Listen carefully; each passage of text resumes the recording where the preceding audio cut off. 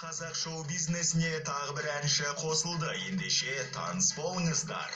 Менің аты жөнім Нұрлан Жұмағали. Менің негізі мамандығым кино актері болады.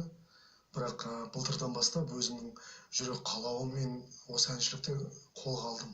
Әншілікті қолға алғаннан кейін ол бірден продюсерді іздеуге кіріскен. Шынымды айтсам, осы ән саласына келерде продюсер іздеуге кірістім.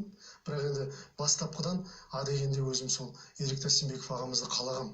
Алдына мақсат қойған Нұрлан мырза осындай ұсынысымен продюсерге жекеге шықты.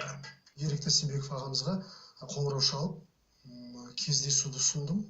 Сосын сол кісімен кездесіп, біраз сөйлесіп, бірақ енді Ерік Тастенбеков ағамыз сразу келісім берген жоқ.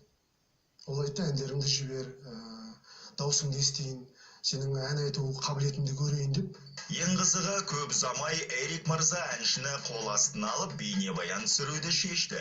Продюсерім өзі айтты, ойлан көр, өзің қай әнге қалайсың бейнебаян түсіруді деп.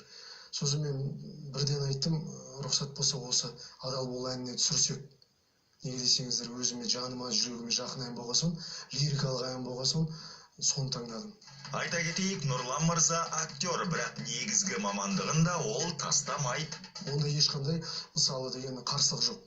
Киноға барсам, киноға барам, мысалы. Ең бастысы, әншілік пен кино екеуіне кедергі болмау керек.